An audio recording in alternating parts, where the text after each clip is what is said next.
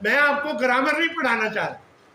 کسی اسم پر پیش آنے کی وجہ 8 ہے، ان میں سے ایک فاعل ہونا. سمجھ آ گئی؟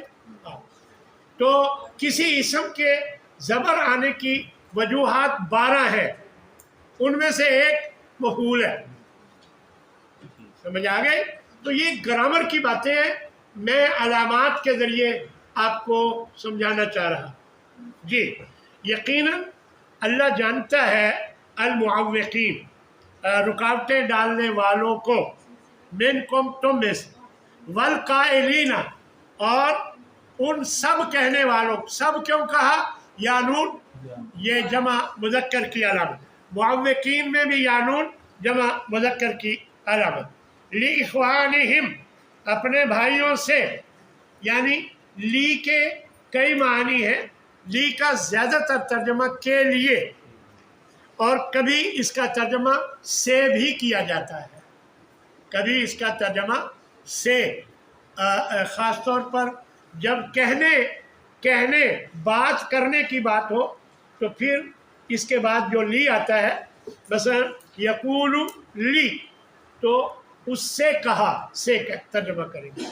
آگے پیچھے زیادہ تر کے لیے ترجمہ ہوتا ہے. ہلما ادھر آؤ، الینا ہماری طرف، ہماری طرف. نا الگ ہے اور الا الگ ہے. جب الا الگ ہوتا ہے تو یا لکھتے ہیں، کھڑی زبر لگاتے ہیں. جب اس کے ساتھ کوئی علامت لگ جائے پھر کھڑی زبر نہیں ہوتی، پھر یا کو نقطوں کے ساتھ لکھتے ہیں. وہ ہوتا ہے الا، اور یہ ہے الینا. سمجھ آ گئی؟ الینا ہے. آخر میں اگر وقت بچا نا، میں آپ کو قرآن درست پڑھنا بھی بتاؤں گا. یہ جو ہے نا الینا، اس کو ہمارے ہاں پڑھا جاتا ہے الینا، الینا، علیہم، نہیں، علی، لئی، اس کو واو لین کہتے ہیں.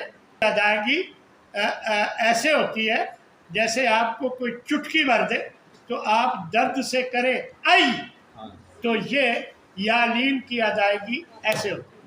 ہاں جی، بینہم، نہیں، بینہم، کیفا، نہیں، کیفا.